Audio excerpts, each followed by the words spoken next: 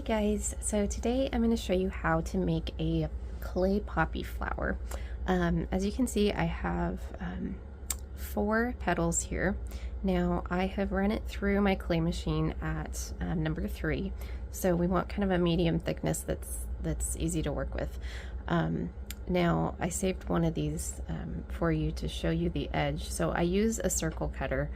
We're going to make a kind of larger poppy for a keychain today, and so I've used my circle cutter that's about the size of a quarter.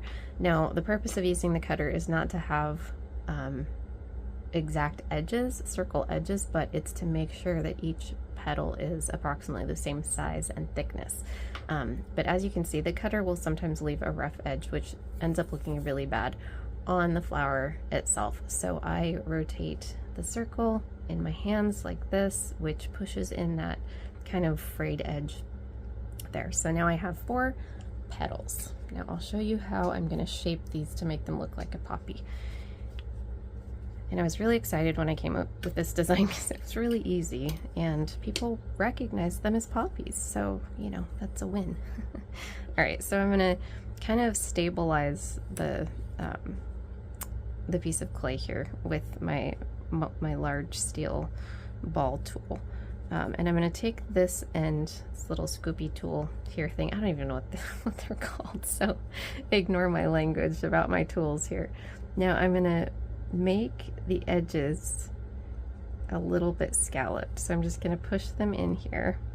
Now if you Google a picture of a poppy, you're going to see why I'm doing this. It makes it look a lot more natural and gives this clay the actual shape of a poppy leaf. All right, so I'm going to pause the video here. I'm going to finish doing that to the rest of them.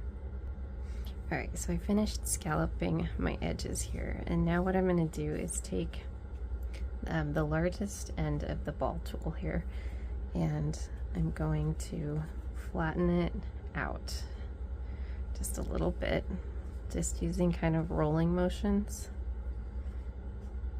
And this is going to flatten it out and make kind of a little bit more of a scalloped edge even than I had.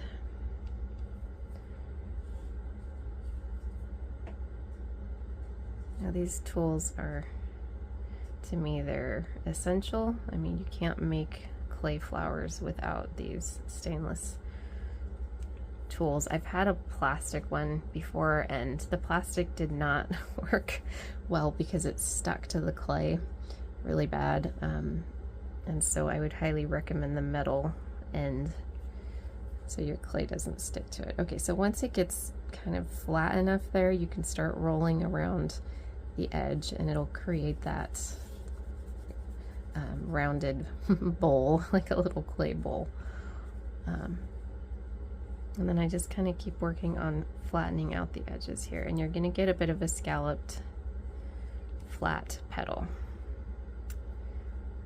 And again, they don't have to be perfect because in nature they're all slightly different and slightly random. So that's what your petal's going to look like. I'm going to finish these.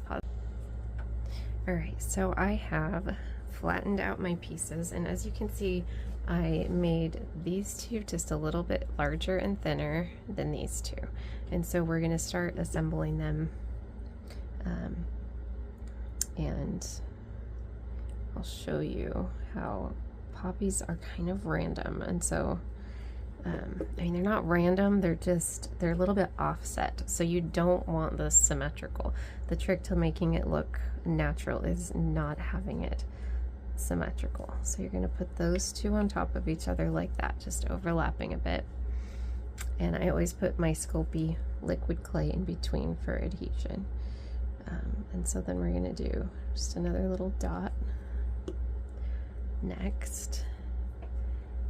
Now I'm going to put, oops, okay, a little fingerprint in there.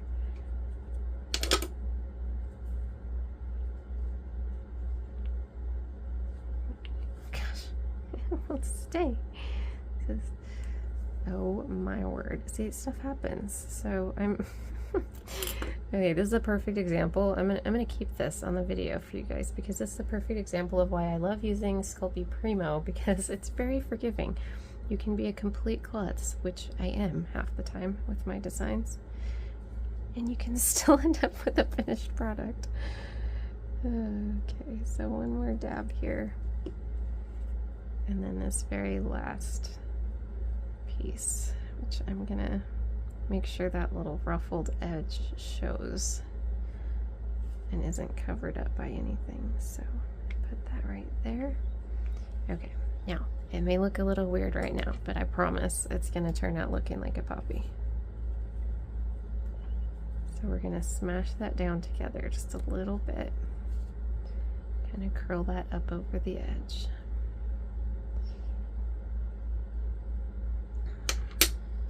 Now, you can make the center out of clay if you want, but I like sparkle, so I love to put these rhinestones in the middle.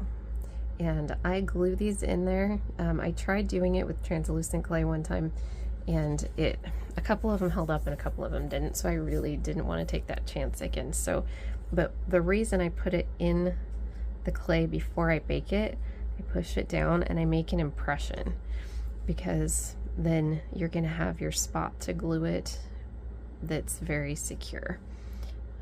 So I start to just ruffle these edges up just a little bit, because poppies have that ruffly look.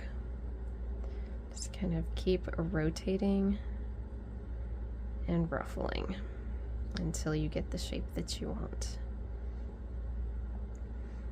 And now I bake these pieces at 275 for about 25 minutes, and that allows it to still keep its flexible texture, but it will be completely baked and ready to go. So you can put this design on anything.